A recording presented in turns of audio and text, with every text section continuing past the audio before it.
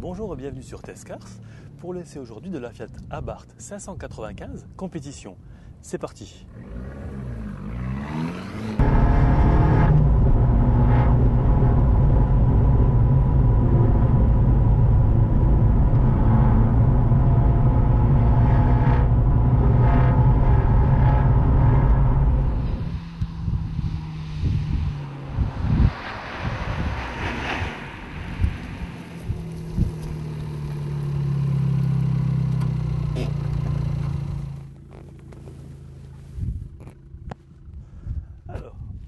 Au niveau du design de cette nouvelle 595, à l'avant c'est un pare-choc spécifique avec anti-brouillard, des feux de jour à LED. En option, on peut aussi opter pour des feux normaux au xénon. On poursuit sur le côté avec des jantes 17 pouces, frein Brembo, 4 pistons en aluminium, disque ventilé de 305 mm, c'est énorme. Des coques de rétroviseur colorées. Vous remarquez ici en bas des bandes latérales. À l'avant aussi, j'ai oublié de préciser que l'admission d'air était un peu plus grande. Et à l'arrière, on trouve également un pare-choc spécifique avec 4 sorties d'échappement. De plus, grâce au système d'échappement haute performance Monza Record, équipé de la technologie Dual Mode, le moteur atteint la puissance spécifique de 132 chevaux au litre. Cet équipement exclusif est disponible à la demande sur le reste de la gamme, tout comme le système d'échappement Record Modena qui offre des performances identiques et un tuyau d'échappement au style moins agressif. La cylindrée du moulin a beau être petite, en l'occurrence 1,4 litre, ce dernier peut développer au choix 145, 165 ou, comme c'est ici le cas, 180 chevaux. Consommation mixte à peu près 8 litres au 100 km. Ça peut paraître excessif, mais bon, il ne faut pas oublier que ce n'est pas une routière, c'est une petite sportive. Limite karting ou pot de yaourt comme j'ai l'habitude de la nommer, et vous allez voir ce que ça donne concrètement sur circuit. Les amortisseurs Koni, avec une technologie d'amortissement sélectif selon la fréquence, optimisent l'expérience de conduite et la sécurité en améliorant la tenue de route, le comportement routier et la stabilité. Alors, il faut savoir que ces mêmes amortisseurs sont désormais installés de série sur cette version, sur la suspension avant, afin d'offrir des performances encore plus dynamiques, comme vous pouvez le voir.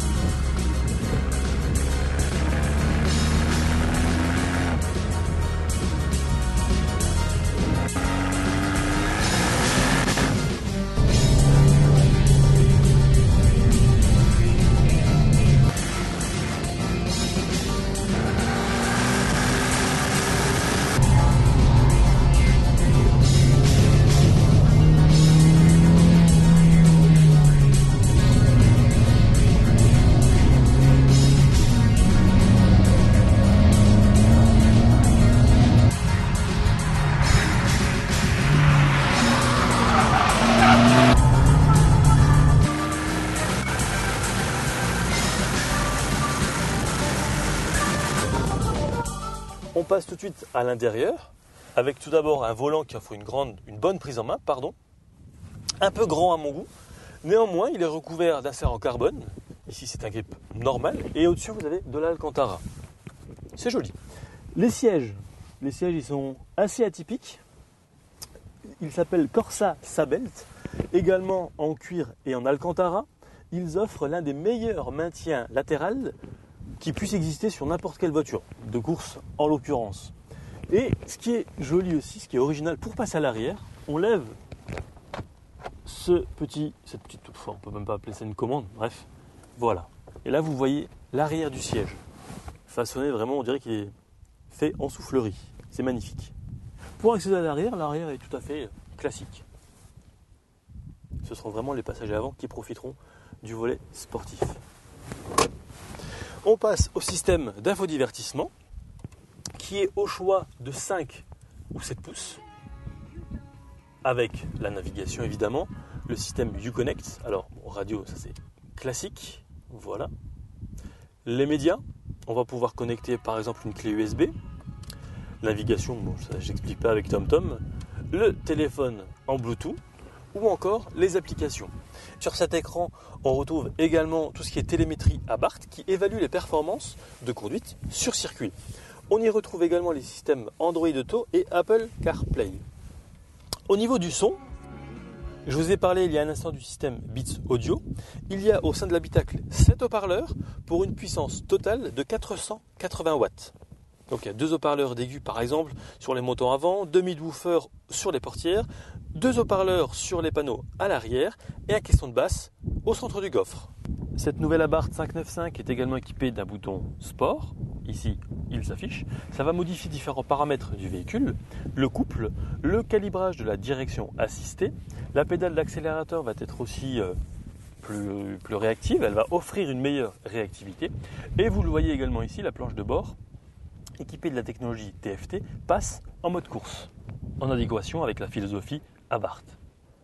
La commande TTC optimise le comportement du véhicule, sur circuit notamment.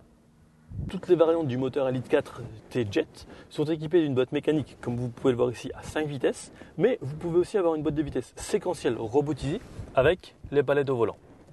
J'aurais bien aimé d'ailleurs, mais bon, on ne peut pas tout avoir.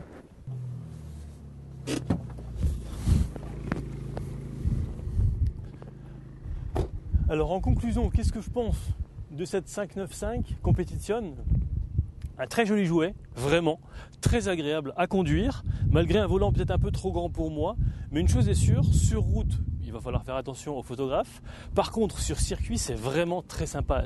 Elle est toute petite, elle offre un excellent rapport poids-puissance, 1 tonne 180 chevaux, un freinage mordant, c'est sûrement pas le caméraman qui est juste là qui va me dire le contraire.